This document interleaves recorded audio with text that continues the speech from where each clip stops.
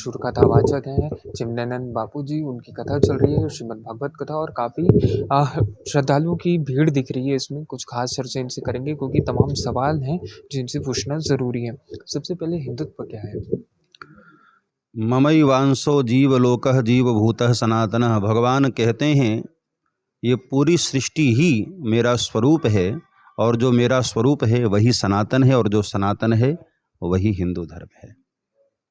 हमारा हिंदू धर्म किसी के प्रति कट्टरता नहीं सिखाता है, किसी के प्रति हिंसा का भाव नहीं रखता है। हमारा हिंदू धर्म पूरी धरती को अपना परिवार समझता है, इसलिए चींटी से लेकर के ब्रह्मा तक सभी को जीवन जीने का अधिकार है, ऐसा हमारा हिंदू धर्म स्वीकार करता है और यही संदेश दुनिया को देता है। जिस किसी भी धर्म में हिंसा प्रवेश कर जाती है वो धर्म ही नहीं रह जाता है, वह राजनीतिक अथवा तो निज स्वार्थ का एक स्वरूप बन जाता है। तो जो भी धर्म के नाम पर हिंसा कर रहे हैं, लड़ाई झगड़े कर रहे हैं अथवा तो कपट करके अपनी टीम में शामिल कर रहे हैं, मैं उसको धर्म ही नहीं मानता हूँ। धर्म तो केवल एक ही है और वो है सनातन।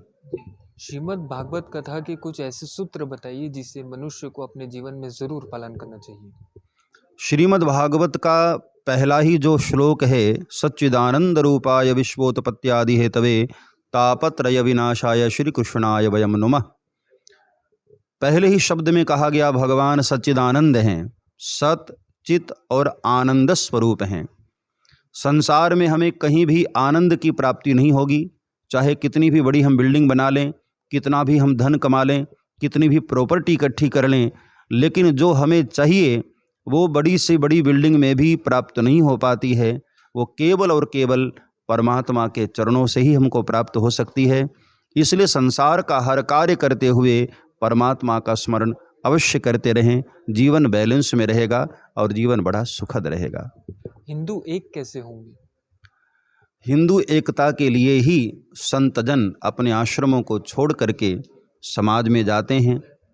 बहुत सारी बातें उनको सहन भी करनी पड़ती हैं, बड़े सारे आक्षेप लगते हैं, लेकिन उसको दरकिनार करते हुए संतजन निरंतर प्रयास कर रहे हैं।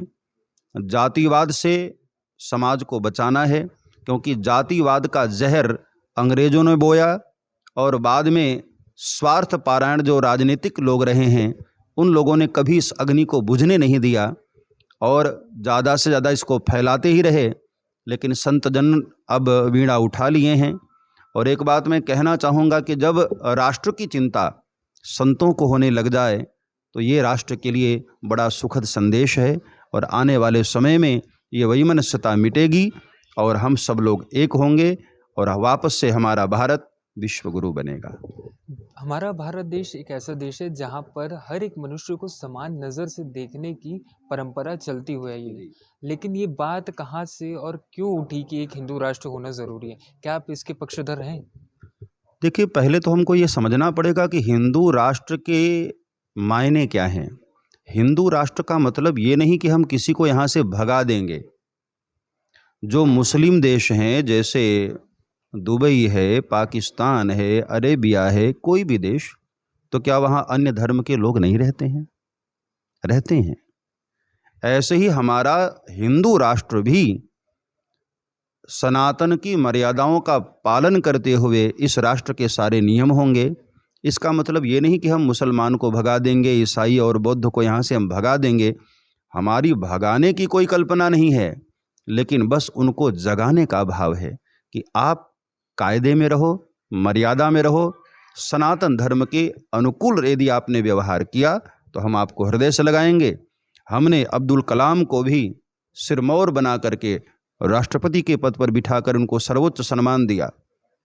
ऐसे बहुत सारे, जैसे एक भक्त रसखान हुए, हम लोग व्यासपीठ से उनकी प्रशंसा करते हैं, उनका गुणगान करते हैं। तो जो अच्छे लोग हैं वो सब जगह पूजे जाते हैं। लेकिन इसका मतलब ये नहीं कि कोई डॉक्टर की पढ़ाई करने के बाद भी दिल्ली में यदि बम फोड़ दे तो हम उसको भी सिर पर बिठाएंगे, ऐसा कभी नहीं होगा। आप कायदे में रहो, मर्यादा के अनुकूल रहो, हम आपको भाई के रूप में मान करके स्वीकार करेंगे। इसलिए हमारे हिंदू राष्ट्र की आवश्यकता है। आप 2003 से रामलला के ननिहाल छत्तीसगढ़ आ रहे हैं। 2003 से आप आज 2026 है। क्या परिवर्तन दिखे? बहुत सारा परिवर्तन मैंने देखा है।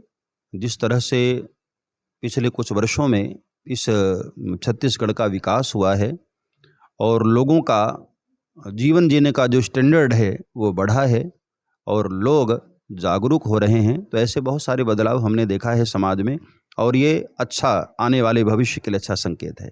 जी, तो हमारी जो खास चर्चा हुई वो हुई मशहूर कथावाचक चिमनन बापू जी से, जिन्होंने हर एक विषय पर जो कि समाज से जुड़ा हुआ है उस पर प्रमुखता से अपनी बात कही। विश्व परिवार के लिए मैं जयवाद रायपुर।